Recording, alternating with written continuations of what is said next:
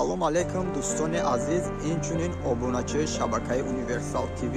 Ин аввалин влоги мо мебошад ки аз худи Москва оғоз мегардад ва айни ҳол мо қарор дорем дар назди парки ВДНХ.